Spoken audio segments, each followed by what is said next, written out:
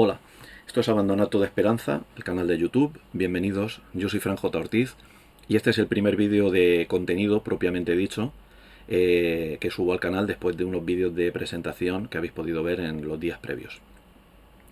Lógicamente, la idea inicial es que este vídeo esté más sujeto a la actualidad y hable sobre todo de libros, cómics, películas, etcétera, de reciente aparición o que sean más fácilmente accesibles en las librerías, en las plataformas, en los cines, etcétera. Pero me hacía particular ilusión que el primer vídeo que subiese fuese un título que para mí fuese especial. Por eso he elegido mi cómic favorito. Mi cómic favorito no es necesariamente el mejor o uno de los que considero mejores de la historia del noveno arte. Sí que es verdad que cuando a veces me han pedido alguna lista de los mejores cómics de la historia, yo en los 10 títulos que he mencionado lo he metido. Pero esto siempre es muy subjetivo y muy discutible. Ahora, la idea de mi cómic favorito es algo enteramente subjetivo y que cada uno puede tener el título que prefiera y no siempre por razones lógicas, sino muchas veces por cuestiones sentimentales. Sí que es verdad que el que considero mi cómic favorito me parece objetivamente un muy buen cómic. Y vamos a pasar sin más dilación a hablar de él, os lo voy a presentar. Voy a hablar de él un poco en relación a cómo yo lo descubrí y cómo lo fui leyendo. Ahora entenderéis a qué me refiero. Mi cómic favorito no es otro que Animal Man, de Grant Morrison. Animal Man fue una colección que empezó en 1988 y que duraría varios años, pero yo me refiero concretamente a la etapa de Grant Morrison, del primer guionista de esta colección, que abarcó del 88 al 90, los primeros 26 números de la serie. Obviamente no solo hay que mencionar a Grant Morrison, hay que mencionar también a los dibujantes, al dibujante, a Chas Truog, que fue el dibujante titular. Hubo un par de números que dibujó otro dibujante. Y también hay que mencionar al portadista, a Brian Boland. Yo descubrí... Voy a minimizar la cámara para que podáis ver las imágenes. Yo descubrí Animal Man en la colección de 5, de 26 números en formato grapa. Ahora contaré un poco cómo fue ese descubrimiento. Y fue mi primera lectura. Luego ya, en las relecturas siguientes, lo leí en el ómnibus editado por Planeta, que recoge toda la colección. Yo descubrí a Animal Man con el número 6 de la colección USA, que aquí fue el 5. Es decir, el 5 y el 6, ahora explicaré por qué, cambiaron el orden de publicación. Y yo recuerdo, yo tendría entonces 13 o 14 años, y cuando fui a una de las librerías, papelerías, donde yo en mi pueblo compraba los cómics, descubrí el cómic de 5 que tenía esta portada. Esta es la portada original del número 6. Pero como digo, la española era el 5. Era un superhéroe que yo no conocía de nada, pero era el número que era un crossover con el gran evento de ese año, que era Invasión. Invasión es un evento que no tiene el prestigio ni la fama ni de eventos anteriores como Legends o como Millennium, no digamos ya como las Crisis en Tierras Infinitas de Wolfman y Pérez. Pero yo por aquel entonces, ya digo, con mis 13 o 14 años, compraba la colección Invasión y la disfruté bastante. La disfruté bastante en su momento, no me he atrevido a releerla con el paso de los tiempos. Cuando vi este número en la librería, vi que era un crossover con Invasión y me animé a comprarlo. Lo leí y me gustó, me pareció un cómic bastante particular. Y recuerdo en ese cómic, insisto, el 5 español, decía que el cómic siguiente, el número 6, pero que era el 5 USA, incluía una historia que había sido premiada con diversos galardones ese año y que era maravillosa. Entonces al mes siguiente, cuando salió ese número, no me pude resistir y lo compré. Estamos hablando de formato de grapa que valía, pues no recuerdo, 125 pesetas, 150 pesetas de las de entonces. Bueno, este número, como le ha pasado a muchos lectores, me enamoró absolutamente del personaje y del concepto que empezaba a establecer Morrison. Esta historia es el Evangelio del Coyote y es una historia muy particular que prefiero no revelar nada de su contenido y recomendaros a aquellos que no la hayáis leído todavía que la leáis. que le deis una oportunidad a la colección, obviamente a los primeros 4 números también, ahora hablaré de ellos, pero no está mal leer el número 5 incluso antes, porque es como un feeling, un número que se puede leer de manera independiente, casi. En ese número 6 se decía que el número 7 era una historia magnífica y que homenajeaba a Watchmen. No recuerdo si por aquel entonces yo ya había leído Watchmen, creo que no, no lo sé, pero si no lo había leído sí lo conocía, y sí conocía a Alan Moore y sabía que era un cómic muy importante. Entonces al mes siguiente, cuando fui a la papelería y me encontré con el número 7, me lo compré también. Y es esta historia, que es La muerte de Máscara Roja, que el título hace un homenaje al relato de Edgar Allan Poe o a la película de Roger Corman, como se prefiera, la máscara, no, la muerte, la máscara de la muerte roja, en traducción de Julio Cortázar. Grant Morrison le da una vuelta al título, lo llama La muerte de Máscara Roja y crea un villano, que es Máscara Roja, que es este que se ve en la cubierta. Y aunque ya digo, el título es un homenaje a Poe o a Corman, la historia es un homenaje un poco a Watchmen y a esa mirada crepuscular y decadente a la figura del superhéroe y del supervillano. Claro, cuando ya había leído los números 5, 6 y 7, que en realidad eran los números 6, 5 y 7 de la serie americana, dije, bueno, pues esta colección está bastante bien. Y entonces en una de mis primeras visitas a una librería especializada en Alicante, busqué los 4 números previos. Los leí de tirón, sin saber, a priori, estamos hablando en tiempos pre-internet, sin saber a priori que hacía muy bien porque era una historia con principio y fin. Esos primeros 4 números, que son estos que veis aquí, es la primera idea que tenía Grant Morrison para la serie. Como él dijo luego en entrevista, era su idea inicial y no sabía cómo seguirla. Y solo gracias a la historia del Evangelio del Coyote supo cómo proseguir. Esta historia, que podríamos llamar con el título del primer número, La naturaleza de la bestia, recupera un personaje secundario siendo amable, un personaje absolutamente olvidado de DC por aquel entonces, que era Buena Bestia, y le sirvió a Morrison para hacer una proclama, digamos, animalista en defensa de los derechos de los animales. Y una crítica a la falta de empatía con el reino animal del ser humano, de la raza humana. Como digo, esta historia es una historia muy interesante, pero es lo menos interesante bajo mi punto de vista de la colección. Afortunadamente, a partir del número 5 las cosas cambiaron.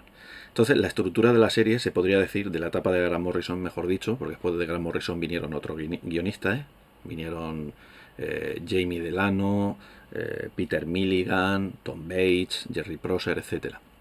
Por cierto, etapas que con la salvedad de la de Jamie Delano son inéditas todavía en España y estaría muy bien que se recuperaran en este país, por lo menos la de, como mínimo la de Peter Milligan, aunque a mí me gustaría leer la serie completa. Como decía, la estructura de la colección son los números 1 a 4, una historia inicial, luego los números 5, 6 y 7 son 3 historias independientes que pueden leerse en cualquier orden, pero a partir del número 8, que es este de aquí, Morrison desarrolla una historia muy larga que va a recuperar cosas de las anteriores. Volveremos a ver a Buena Bestia, por ejemplo, pero va a desarrollar una historia que no concluirá hasta el número 26. Es decir, en este número 8 ya deja algunas pistas que luego retomará a lo largo de la serie hasta llegar al número 26. Es una colección muy particular. A partir de aquí, aviso, obviamente hay spoilers. Si alguien prefiere leer la colección sin saber absolutamente nada, lo mejor es que deje de escucharme. Lo podéis ver luego.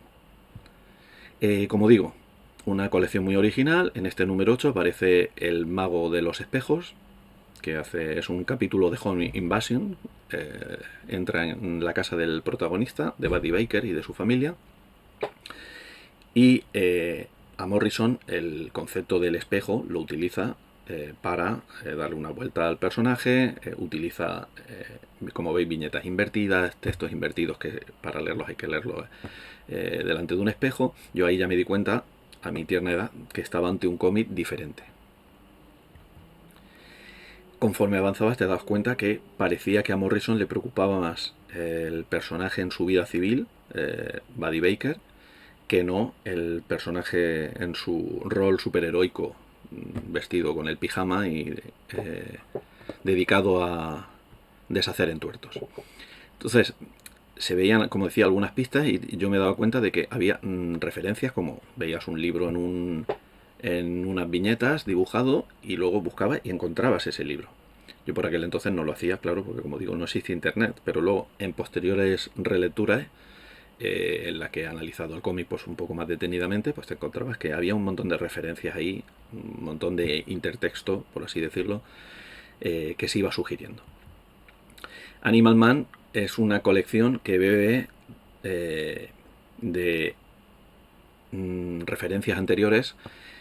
Yo veo mucho de la Liga de la Justicia, no de la Liga de la Justicia Europa, sino de la Liga de la Justicia América. Me explico. La Liga de la Justicia Europa, obviamente, narrativamente aparece en la colección porque por aquel entonces el personaje de Animal Man formaba parte de la Liga de la Justicia Europa y hay en algún número que aparece en la sede de la Liga de la Justicia, si no recuerdo mal estaba en París, y aparecen otros personajes de la Liga de la Justicia, como el detective marciano, John Jones, que veis ahí en la portada del número 9.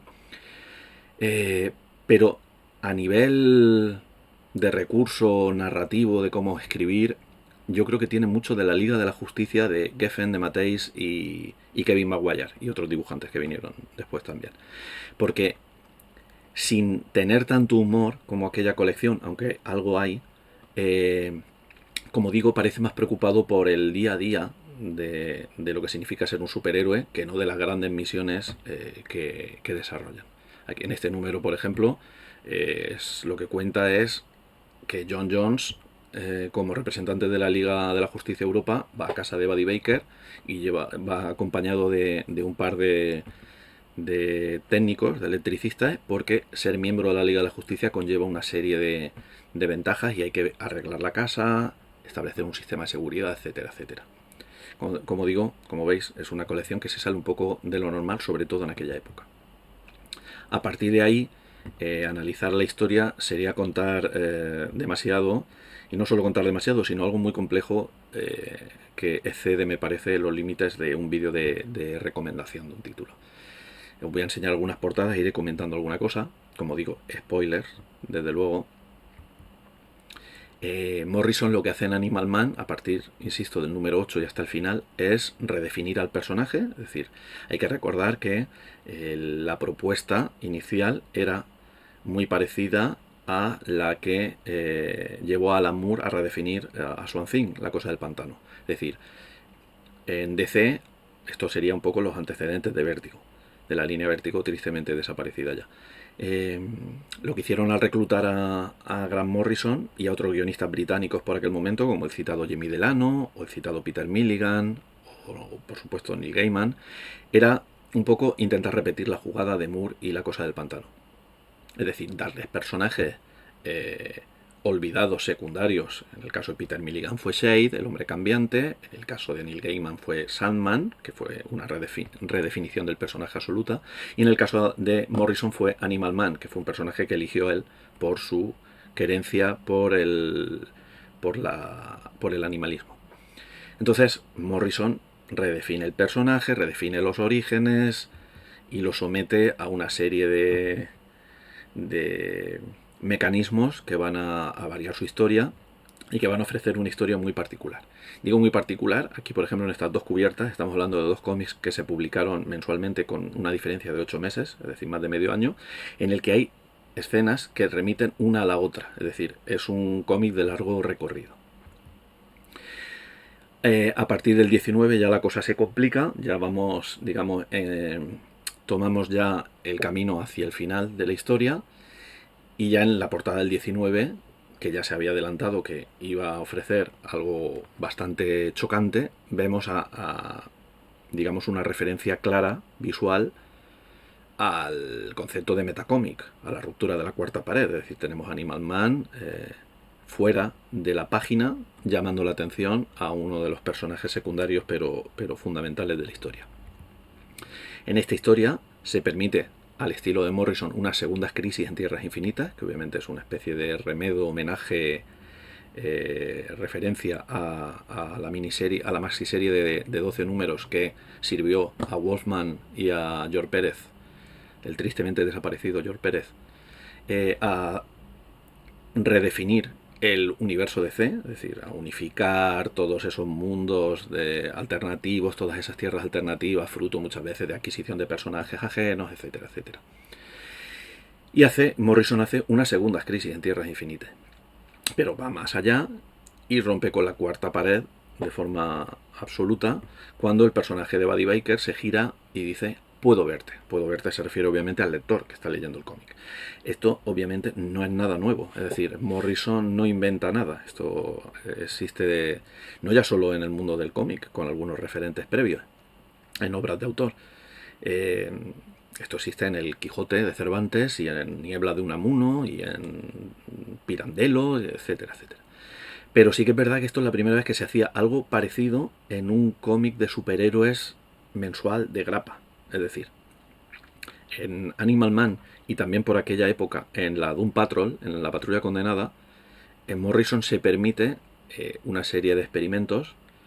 En el caso de Animal Man, más con el propio medio, y en el caso de la Patrulla Condenada, más temático, es decir, recurriendo a vanguardias, a referentes literarios y cinematográficos, etcétera, se permite hacer algo que no era usual en el mundo de los superhéroes. Por eso digo que es muy importante el contexto, entender el contexto, para ver el alcance o la importancia que eso tiene. Otro referente que yo siempre he visto en Animal Man en esta parte final, cuando el personaje, por una serie de razones, digamos, inicia un descenso a los infiernos, para mí un referente claro es la obra de Frank Miller, concretamente el Daredevil Born Again, fundamental, y también otros títulos de por aquel entonces, como puede ser el Batman de Cult, de Jim Starlin y Bernie Wrightson. Es decir, eran esos primeros cómics de superhéroes oscuros. Obviamente también el regreso del Caballero Oscuro o el regreso del Señor de la Noche para mi generación de Frank Miller y Lynn Barley, y Watchmen de Alan Moore y de Gibbons son los dos títulos fundamentales de 1986. Pero bueno, digamos, ya se estaba empezando a gestar el caldo de cultivo que luego generaría en el nacimiento de Vértigo por un lado, y bueno, todo el movimiento del cómic de los 90 con Image, etcétera, de personajes militarizados, hipersexualizados, oscuros, etcétera. Un poco la pérdida de la inocencia del género. Como digo aquí, el descenso de los infiernos de Buddy Baker a mí me recuerda un poco al descenso de los infiernos de todos estos personajes y particularmente de Matt Murdock en Born Again, Daredevil Born Again. En este número, por ejemplo, que ocurre en Arkham Asylum, seguimos con la ruptura de la cuarta pared. Ahí veis a personajes que se salen de las viñetas, es decir, cosas que habían investigado años atrás, décadas atrás, autores como Will Eisner con Spirit, ¿no? Con la ruptura del marco de las viñetas, etcétera, etcétera. Y se hacían cosas parecidas también en el margen de la industria, pero en el cómic de superhéroes de grapa mensual de DC o de Marvel pues no era nada usual. En este número, como digo, hay referentes claros a Alicia en el País de las Maravillas, de Lewis Carroll, por ejemplo, con la aparición del sombrerero loco. También a la cultura, a la contracultura estadounidense, a la literatura beat, es decir, a Burroughs, a Kerouac, Ginsberg, etcétera. Y también referentes a la propia historia de los cómics, como sugiere la cubierta de este número. Y cuando llegamos ya al último número, al 26, un último número, insisto, de la etapa de Grant Morrison, nos encontramos con esta cubierta, este montaje fotográfico y de ilustración, en el que Buddy Baker conoce a Grant Morrison. Por eso ese número se llama Deus Ex Machina, es el último número, y tenemos a Grant Morrison en su casa recibiendo a Buddy Baker. Esto tiene mucho también de lo que hacía o lo que haría Neil Gaiman en Sandman, ¿no? Una historia de historias, una historia río, una historia marco, como Boccaccio o como Chaucer o el libro El Buen Amor de Arcipreste Edita. Una historia en la que Buddy Baker conoce a Morrison y todo el cómic es una conversación de los dos personajes. Una conversación de los dos personajes en la que Morrison le explica muchas de las cosas que le han ocurrido a lo largo de la colección y que él no ha entendido, y posiblemente algún lector despistado tampoco. Y Morrison utiliza, ese Morrison guionista, me refiero, utiliza a Morrison personaje, pues para contar, además de sus propósitos, hacer agradecimientos a los autores, a sus coautores, a los lectores, etcétera, etcétera. Es un número muy particular, un número antisuperheroico. Y bueno, yo como digo lo leí en el tocho de Planeta, además de la colección de 5, pero si os interesa lo encontraréis. La manera más fácil de encontrarlo es en los 3 números de la biblioteca Grant Morrison dedicados a Animal Man de la editorial ECC. Y bueno, esto es todo lo que os quería contar. Muchos ya lo conoceréis perfectamente a Grant Morrison y a esta obra. Si no la conocéis, os recomiendo que la leáis, que es muy muy interesante. Y nada, un poco este vídeo tiene un poco también de ensayo. Como veis, estoy aquí moviendo la cámara y haciendo cosas. Pero me hacía ilusión que fuera, como digo, un título importante para mí.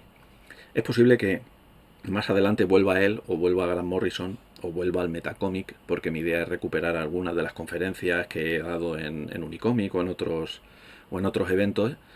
Y es un cómic y un autor del que he hablado en repetidas ocasiones. O sea que es fácil que retome esas conferencias y le dé un poco un formato audiovisual para el canal de YouTube. Y bueno, creo que eso es todo por el momento. Me gustaría saber vuestras opiniones, al margen de, obviamente, sobre el vídeo y sobre su contenido. En general, sobre cualquier cosa. Si advertís alguna cuestión técnica, me lo hacéis saber. Pero sobre todo lo que me interesa es qué os parece Grant Morrison y qué os parece Animal Man. Y bueno, creo que eso es todo. Muchas gracias si habéis aguantado este rollo de 22 minutos y nos seguimos escuchando y leyendo. Muchas gracias.